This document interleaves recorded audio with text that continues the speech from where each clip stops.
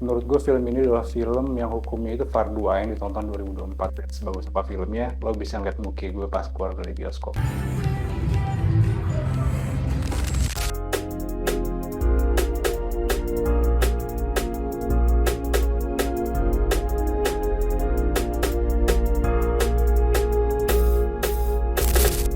Halo, welcome back to my channel Rushflix, dan gue Satria. Gue pengen ngebahas film A24 yang disutradarai sama Alex Garland berjudul Civil War. Dan Civil War ini gak ada hubungannya sama Civil War-nya Captain America ya. Bukan A24 kalau misalkan dia nggak ngegarap film itu in unconventional way. Bener-bener dari segi scoring, dari segi sound design, dari segi shot-shotnya, dari segi actingnya, semuanya itu memang luar biasa.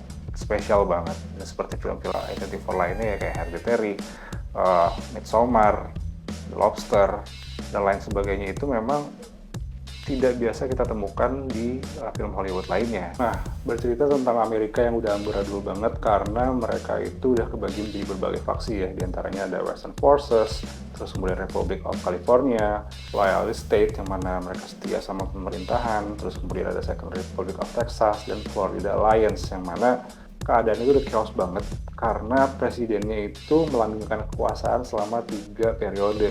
Dan sebenarnya ceritanya itu nggak fokus di political issue yang ada di situ ya, tapi memang itu menjadi world view-nya aja.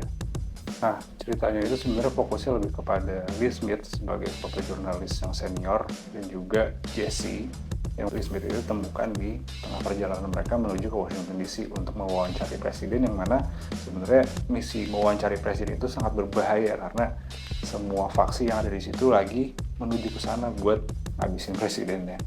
Mereka gak cuma berdua, tapi ada juga Joel sebagai wartawan temannya si Will Smith, dan juga Sammy, wartawan lansia tua bangka lah. Yang sebenarnya si Sammy dan si Jesse ini mereka seharusnya nggak ikut, tapi pada akhirnya ikut juga. Dan lucunya dari perjalanan mereka ini sebenarnya kita bisa merasakan perjalanan itu kayak family trip gitu.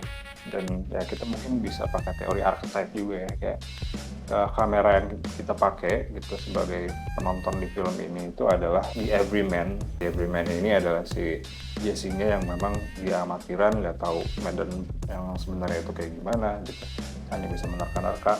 Tapi kita melihat si hero-nya ini adalah si Will Smith dan juga Joel, jurnalis berpengalaman, dan wise old man-nya Master Yoda-nya atau Obi-Wan Kenobi-nya itu adalah si Sammy. Secara fisik lemah tapi omongannya selalu penuh wisdom gitu. Dan entah disengaja atau enggak, formulasi family trip ini sangat works sih menurut gue, karena kita jadi gampang relate gitu sama perjalanan ini. Perjalanan family trip yang bener-bener horrifying ya, karena di situ ada orang meninggal bergelimpangan, terus kemudian dar-der-dor di mana-mana, ada membunuh diri tiba-tiba apa segala macam. Wah, itu gokil sih. Film ini banyak fokusnya itu ada di bagaimana perjalanan si Will Smith menghadapi PTSD atau post traumatic disorder-nya dia. Dia banyak nge-repress atau menekan trauma-trauma yang dia alami selama ini. Kayak misalkan lo bayangin lo jadi fotojurnalis yang ada di Gaza gitu ya, dan dia melihat itu setiap hari dan itu mengganggu pikirannya banget. Tapi dia harus profesional sebagai fotojurnalis yang berjuang demi negaranya. Sementara sekarang ini dia menghadapi bahwa negaranya itu jadi neraka dunia gitu. Dan kehadiran Jesse sebagai fotografer bocil amatiran ini kurang lebih bisa menjadi sumber konflik batin juga buat si Will Smith, karena dia harus nge-switch off and on si black-heartedness-nya dia gitu, atau mematikan respon emosional yang ada di dirinya dia. Secara penulisannya, scene dari setiap sequence yang ada di situ tuh benar-benar menurut gue pribadi meaningful, iconic, dan memorable secara berbarengan. Salah satu memorable scene yang menurut gue membekas banget, ini mungkin agak anti mainstream ya, tapi ketika mereka terjebak di satu situasi di mana ada perang sniper nih, mana si empat orang jagoannya ini, lo salah ngelangkah dikit tuh udah headshot kena udah gitu. Tiba-tiba scene itu ngeblur ngeliatin si mukanya Billy, ngeliatin bunga, tiba-tiba tidur, dan akhirnya ke-skip ke adegan berikutnya, mereka udah perjalanan lagi gitu. Itu gue bener-bener ngerasa bahwa gila men, ini perjalanan tuh capek banget rasanya. Ya bahasa-bahasa visual yang seperti itu tuh yang keren banget dikemasnya. Terus ada juga adegan mobil ya, mobil yang lagi ngelintas di kebakaran hutan gitu. Dan itu bener-bener apinya tuh berkobar-kobar di sisi mobilnya itu, dan akhirnya tuh di slow mo. Dan itu kan sebenarnya scene yang menyeramkan ya, menyeramkan secara pengalaman, tapi dibikin seindah mungkin gitu dengan lagu yang dramatis. Itu kan neraka yang dibuat sama alam lah gitu, dan itu menjadi begitu indah apabila dibandingkan dengan neraka manusia yang ada di dalam film itu gitu. Teknis yang menurut gue gila banget itu adalah sound design sih, yang mana di scene-scene perang di dalamnya itu menggunakan senjata beneran katanya, jadi pakai peluru kosong, dan itu efeknya bener-bener kita kayak ngerasain sejengkal sama kematian men, kita ngerasain kita salapan sama maut gitu ya. Nah, buat lo yang udah nonton mungkin lo nyadar ya ketika kejadian yang lagi menegangkan ya, suspense-nya itu lo nggak dengerin scoring sama sekali justru, dan itu membuat impact dimana lo kayak beneran ada di situ, dan itu efeknya tegang banget. Sebenarnya kita sering menemukan hal-hal kayak gitu ya di film-film akhir-akhir ini. Salah satunya yang paling memorable di gue adalah di Interstellar ya, ketika si space shuttle-nya itu lepas landas dari bumi, di situ nggak ada sound sama sekali atau cuman white noise doang. Dan itu efeknya gila banget di bioskop lagi. Dan salah satu yang gue apresiasi juga soal sound itu adalah terkait dengan musiknya. Jadi film ini memang song based ya, dimana si lagu-lagu yang ada di dalamnya itu, musik-musik yang ada di dalam itu pakai lagu-lagu orang gitu. Kayak misalnya film Janji Joni gitu. Film Janji Joni waktu itu kan kayak band-band indie lokal yang lagi naik daun di zaman-zaman gue SMP lah itu kan.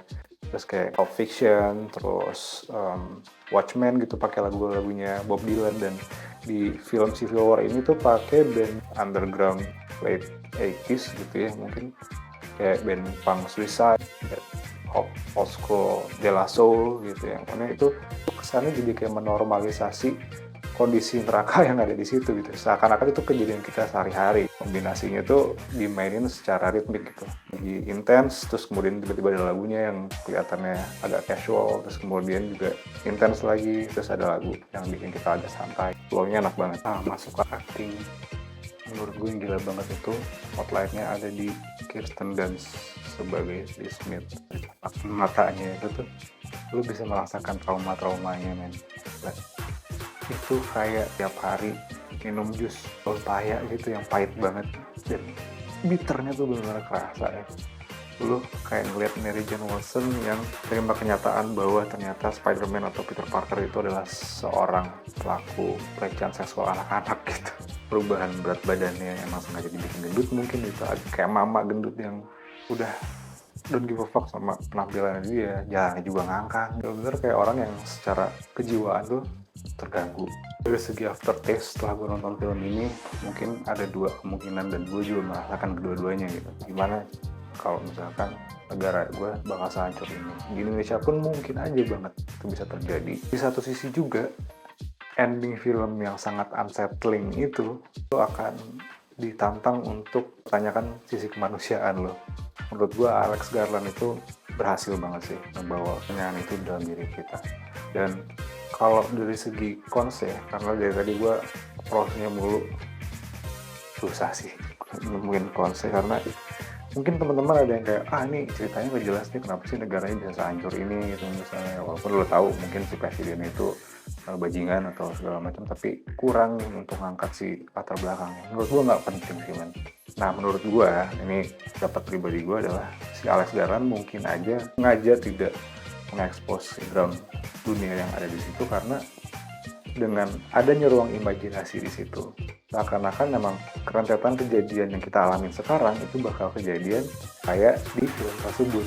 Film ini juga bukan film kayak film Dune gitu ya, misalnya dimana di Dune pertama itu benar-benar banyak trivia terkait dengan universe di sana gitu, yang mana kita malah jadi kayak masuk ke dalam si film itu. Balik lagi ke tujuannya ya, kita memang dibawa teralienasi dari kehidupan kita sekarang ke dalam dunia sana. Bro, ini tidak mengalienasi kita sama sekali, karena itu seakan-akan bisa terjadi di depan kita yang nyata ini. Interpretasi diri gue pribadi adalah film ini benar-benar mengangkat kemanusiaan kita. Kemarin sempet ya, pas lagi zaman-zamannya pemilu gitu, merasakan sisi gelap demokrasi yang mana masyarakat itu akan bersama-sama secara berjamaah menunjukkan sisi gelap kita gitu, yang mana kita saling serang satu sama lain. Tadi kita menang, tiba-tiba jadi saling curiga, saling bermusuhan, dan lain sebagainya. Dan itu tergambar di film Civil War ini yang mengangkat perang saudara. Gue nggak mau terlalu nge-spill banyak interpretasi gue, lo nonton lagi sendiri. Jangan lupa like, subscribe, dan komen kalau misalkan video ini bermanfaat dan ragu buat diskusi ya. Sampai ketemu lagi di konten berikutnya.